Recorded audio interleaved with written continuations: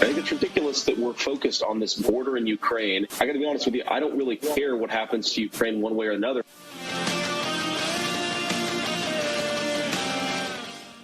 The voice you just heard belongs to the 39-year-old James David Vance, JD for short, Donald Trump's choice for vice president, or so far candidate for vice president. Although with Joe Biden withering away and Trump's triumphant fight, fight, fight, it seems rather likely that come January, JD will actually be America's number 2. Hello, I am Michael Anderson, one half of the team behind Two Grumpy Old Men on Ukraine. My fellow grumpy is Brian Bonner, and today Brian and I are going to take a closer look at JD Vance and what he will mean for Ukraine. As is not unusual for slightly more analytical right-wing politicians, Vance actually asks some of the right questions of the Biden administration and of the Ukrainian government. What we, Brian and I, strongly disagree with are his answers, his policy prescriptions. As you will hear, Brian and I agree that Vance is bad news for Ukraine. As you will also hear, Brian and I slightly disagree on just how bad news Vance actually is.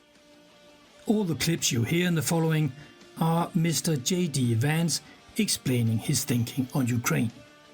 Enjoy and do let us know what you think.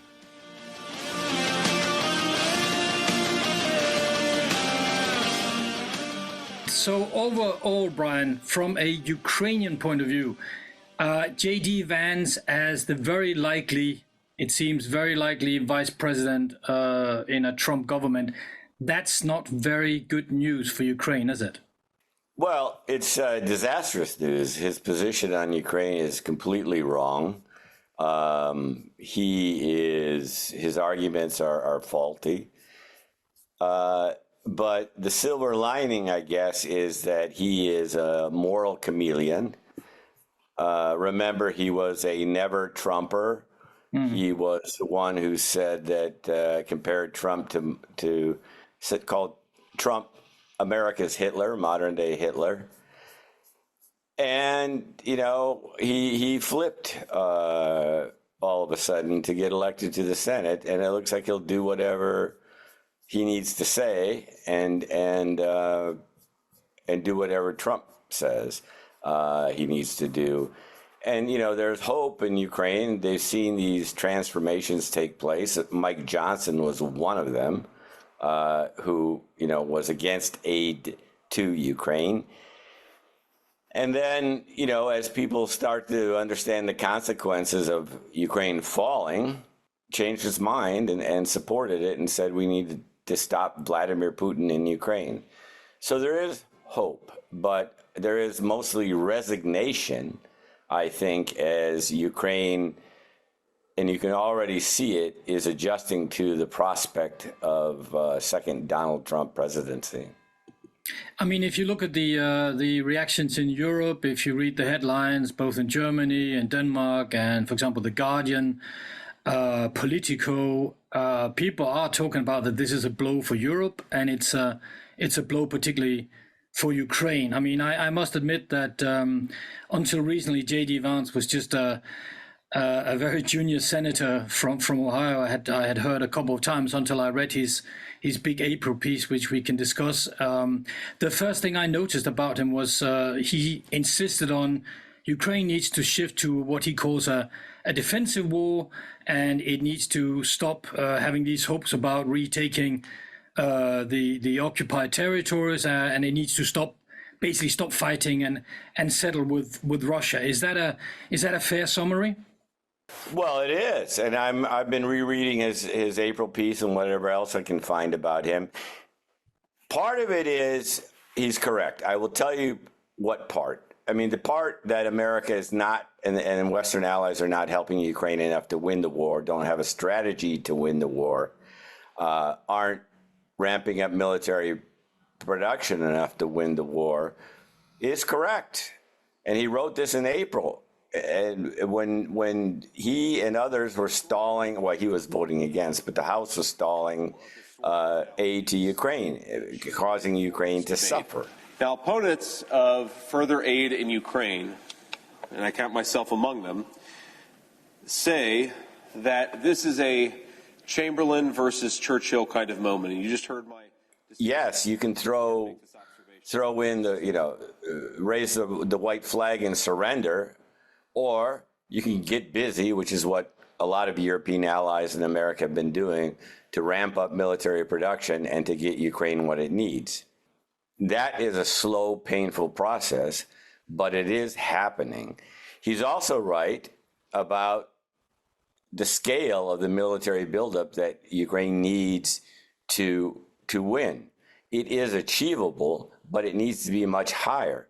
Now, fresh off this NATO summit, we have Zelensky talking a lot about adjusting to Trump, about negotiating with Russia, laying out the military demands that Ukraine needs, which include 25 Patriot missile systems. They have nowhere close to that. And each of those needs interceptors by the thousands, nowhere near close to that. Hundreds of more F-16s, or at least dozens of more. That doesn't seem to be in the offing. We also have a situation where Ukraine got 14 brigades that are not armed, that have been part of the mobilization, which has been painfully slow. And so we have a situation coupled with ground losses, incremental, small villages, but still reversals, where the situation is not looking good. And the civilized world has that choice. Are we going to help Ukraine win this war or not? And I think that's where I completely differ with him, and I think most of the Western world hopefully does. What a no-fly zone, it sounds nice, like we asked the Russians not to fly planes over Ukraine. What it means in practice is American Marine Corps pilots, Air Force pilots, and Navy pilots getting in dogfights with Russian jets, which the problem with that is it's not in our vital national interest. But that means you and I disagree with his conclusions and his policy prescriptions. But what you just told me is that the questions that Vance actually rather aggressively mentioned, raised already in April, in some ways the rest of us are getting around to also asking Biden on the one hand and Ukraine on the other hand the same questions. Joe Biden, why don't you deliver a viable plan for Ukraine and for us to win this war? And Zelensky, why don't you sort out the home front before you ask for more money, to put it bluntly? I mean, so the guy is actually right? Those are right. I mean, but they use this demographic argument. Ukraine doesn't have the men. It has the men, millions of men. They just don't want to fight. And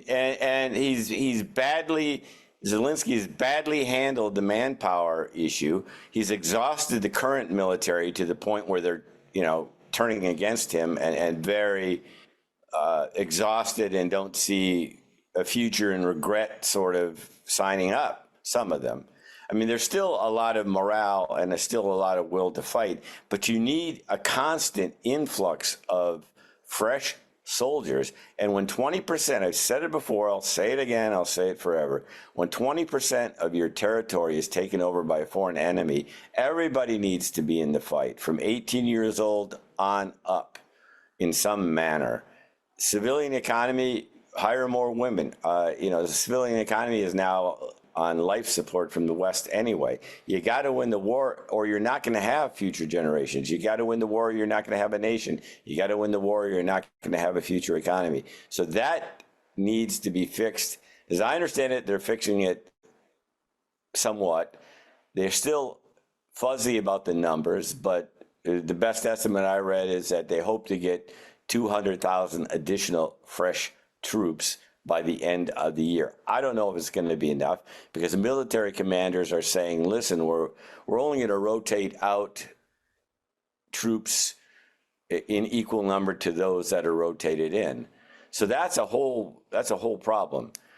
I still think there are still bright spots. After 6 months of no aid, Russia made very little in the way of advancement, if you exclude the fact that they destroyed most of the energy infrastructure of Ukraine and continued to terrorize the civilian population. So, yeah, we do have a lot of issues, shall we say. I mean, I don't want to play that much devil's advocate, but so it does seem that Vance has some, that he raises some questions that we do need to discuss, and we are discussing it, and hopefully Ukraine is now addressing it. The other thing that Vance goes for in the long April piece, which I can, only whether you like him or not, I think it would be fair to say it's a good piece to read if you want to understand J.D. Vance and his points on Ukraine. The other point he mentions there is that Biden does not have what he calls a viable plan for how to help Ukraine win this war. So why should we get involved? I mean, it is true, isn't it? Biden has not put forward, what Petraeus always asked, what is the end goal? How will this war end? Biden hasn't told us that. Well, Ukrainians will say Biden is leading them to slow death because of this lack of strategy to win and the lack of the means to win. The counter to that is Biden may lead Ukraine to a fast death, a swift death, not even giving it anything to fight with. And so it doesn't look good either way for Ukraine, but I still believe that the West, he raises some good questions, conclusions wrong. He wants to focus on China. He doesn't understand, there's a connected threats here, Russia, China, North Korea, Iran, Belarus. And still, the sum total of the West plus Ukraine is much, much infinitely stronger than this axis of evil. He raises good points, but his prescription is all wrong. One of the points he also mentions again and again is that NATO, the NATO partners, US, America's NATO partners in Europe are not paying their way. I suppose that is a fair point, no? Well, it's less fair all the time because they are paying more, and they proved it. It's not moving fast enough, but it is moving. I'll give credit where credit is due. Trump's bluntness got Europe a lot further along than all the polite, talk of Democratic presidents like Obama and Biden. I mean, one of the other things that's slightly bizarre to look at, I mean, you're right, Europe is now increasing our military spending, commitment to NATO, but the main reason we're doing it is to what's now become a concept of Trump-proofing, because we're simply afraid that Trump is going to somehow opt out of NATO or lose his interest in NATO. I mean, it's a slightly bizarre world that this is the 2% thing is something that I think Nixon mentioned the first time. And 50 years later, we're actually slowly getting there because we're afraid that America will not fulfill its commitments. It's a strange world. It is, and Europe needs the wake-up call. But I do believe that it is happening. If you look at the transformation in France, Germany, the Nordics, the Baltics, many Central European nations like Czech Republic. As a European, I have to ask you, as an American, from my point of view, picking Vance seems to be quite clever from Trump, and it seems to me that he is going to walk straight into the presidency in 4 years, or am I wrong? Oh, I think you're wrong. I mean, I think he's smart but evil without a conscience and without character. So he's half the age of Trump, and he got the job by sucking up to Trump and having fewer negatives than the other people considered. I don't really think any of the others were considered. But he does add to the ticket, though, doesn't he? He adds a demographic. What demographic does he add? He doesn't add a demographic. I think by agreeing with Trump on pretty much anything, this crazy thing of the Rust Belt and revitalization and all this unrealistic nonsense, the people who buy that will also like him. But there's a bunch of people to the middle of Trump who would like a slightly more moderate or slightly more intelligent, educated voice. And it seems to me that that's what he can deliver. He articulates the Trump nightmare vision better than others. That is true. He is half the age of Trump. That is true. And that's why Mitt Romney said, I despise him more than anybody because he knows better, and he does. He just managed to clone himself ideologically to Trump. We need to be able to understand history as not just World War II replaying itself over and over and over again. Vladimir Putin is not Adolf Hitler. Doesn't mean he's a good guy, but he has significantly less capability than the German leader did in the late 1930s. America is not America of the late 1930s or the early 1940s.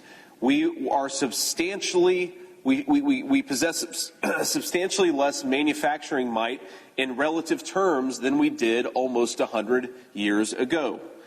And on Ukraine and Vance and Trump, I want to throw something at you and you tell me if I'm wrong. Hopefully I am. When I read him and when I hear, for example, his speech in the Senate, I completely freak out from a Ukrainian point of view because he says exactly the same as Trump. I mean, I remember when he said to, was it Tucker Carlson or one or the other, where he said, I don't really care what happens to Ukraine. And this was, I think, in 2022, just after the invasion started.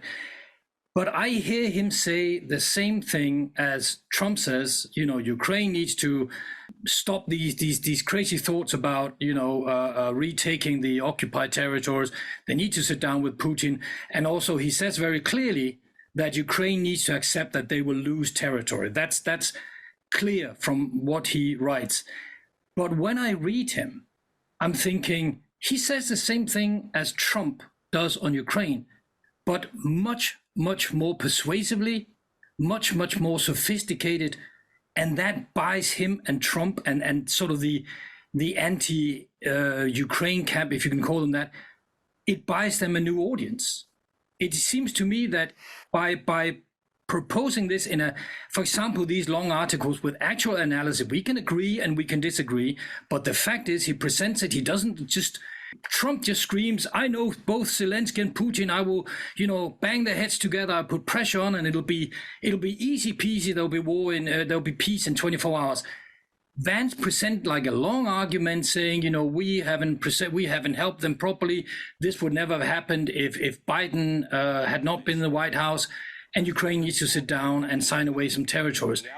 Is there possibly a diplomatic solution to the conflict in Ukraine? Yes, I believe that there is. Indeed, as multiple people, both critics of Vladimir Putin and supporters of Ukraine have pointed out, there was, in fact, a peace deal on the table approximately 18 months ago, and what happened to it? The Biden administration pushed Zelensky to set aside the peace agreement and to engage in a disastrous counteroffensive, a counteroffensive that killed thousands, tens of thousands of Ukrainians, that depleted an entire decade's worth of military stocks and has left us in the place that we are now, where every single objective observer of the Ukraine war acknowledges today that the war is going worse for Ukraine than it was 18 months ago. Could we have avoided it? Yes, we could, Mr. President, and we should have avoided it. We would have saved a lot of lives, we would have saved a lot of American weapons, and we would have had this country in a much more stable and much better place if we had.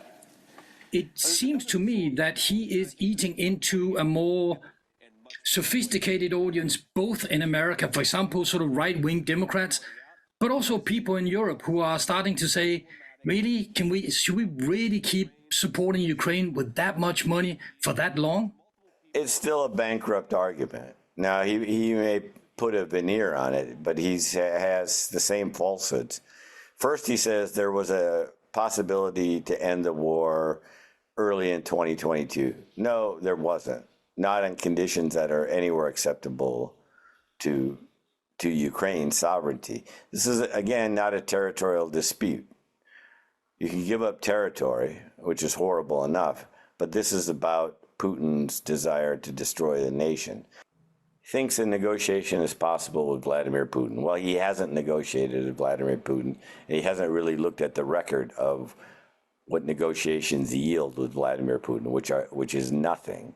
He hasn't thought through the consequences of what happens. That's not what I asked you. I asked you whether this was a stronger argument. I asked you whether this is not a stronger argumentation, line of argument than Trump is putting out, and whether this will not persuade a few senators. Stylistically, yes. Substantively, no. It's still the same bankrupt argument, only wrapped in more eloquent rhetoric. But that's how politics works these days. Well, if people are going to fall for that, then I God forbid, some people, I've already heard some people say they're going to vote for Trump because of the fist bump and how he, got to his feet and raised his fist and said, fight, fight, fight after the assassination attempt. Well, if that is what you're basing your vote on, then God help us all. Last question, Brian. It's not the way to go. I mean, I understand what you're saying. It's going to be smooth, but, if you take a look at each of his points, he raises good questions, but the conclusion, again, is wrong. Is the war winnable? Yes, it is. He doesn't think it is. Of course it's winnable. But to do that, you do need more from the West, and you need more from Ukraine.